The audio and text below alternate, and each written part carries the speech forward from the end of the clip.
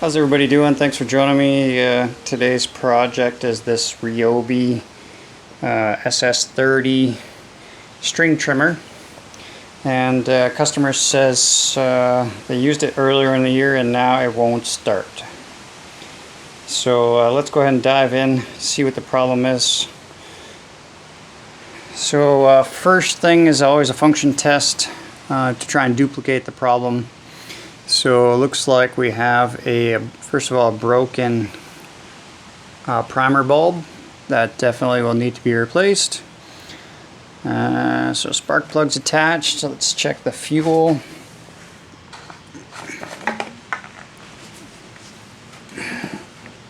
Alright, doesn't look like there's any fuel in there.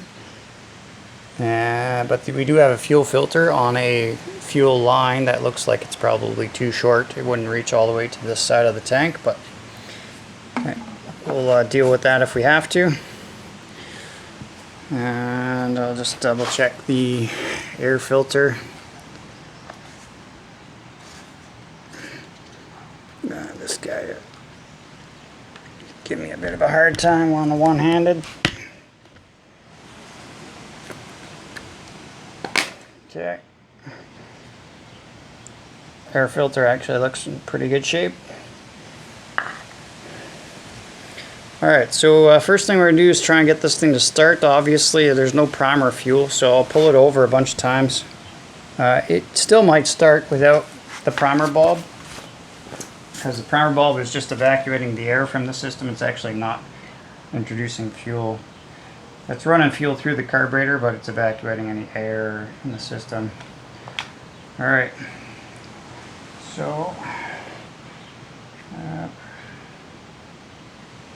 this would be the choke position there. The ignition switch over here is on I for ignition. So let's see what we can do.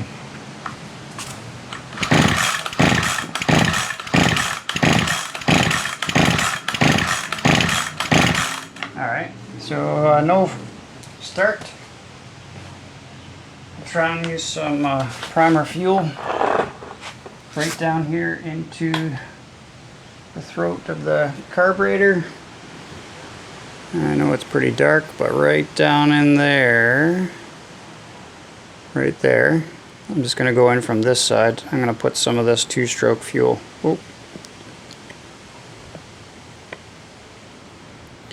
Alright, so I put some right there into the carburetor. Back to the choke position. See what we can do now.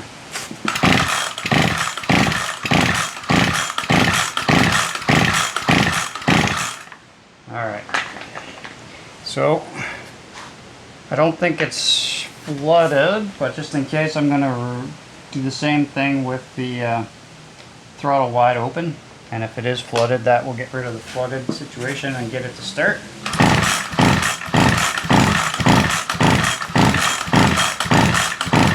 Okay, so that's not the problem. So I suspect it's not a fuel problem. Next thing I'm going to check for is spark. So what I'm going to do next is take off the spark plug wire here. These are always jammed in there. And get my spark plug tester, hook this guy up, and check to see if we have any spark.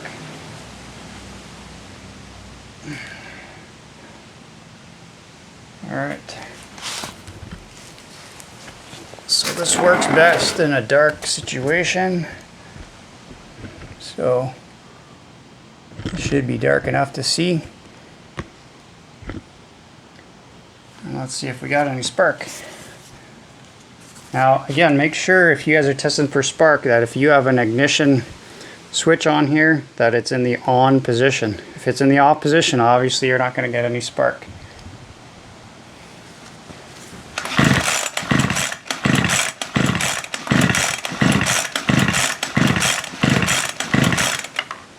Okay, so we definitely have no spark. There was no light right in there that was illuminated during that process, so we have no spark. So it's probably the ignition coil. But before I get diving into the ignition coil, what I'll do is actually disconnect the switch. I'm going to disconnect this switch altogether. That's a kill switch for the ignition. So if there's something bad in the wiring or in the switch or something's grounded, that will not allow spark. So to disconnect that on this model, there actually is these two wires right here. So I'm just going to disconnect those guys. Okay, now that's disconnecting that kill wire from the system. So if the problem is in these kill wires or that switch, then this is going to actually help us diagnose that. So if the problem is there, then we should see spark now. If we don't see spark, then unfortunately we have a bad ignition coil.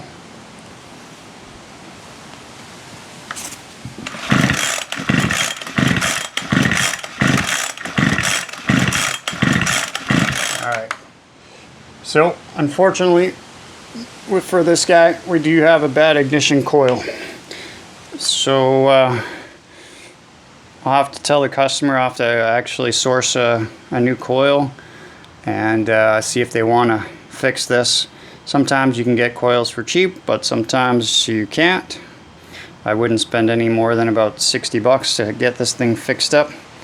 That's why I don't work on too many trimmers. It just is not really that cost effective. You can just go buy a new trimmer for like 150 bucks. So this guy has a no spark situation, guys. So thanks for watching me diagnose this. And I'll talk to the customer, see if they want to replace that coil, and if so, I'll continue on with the video. Otherwise, thanks for joining me, and hope it was informative. If so, please go ahead and hit the like button and the subscribe button. Really helps me out on the channel. And until next time, guys, take care.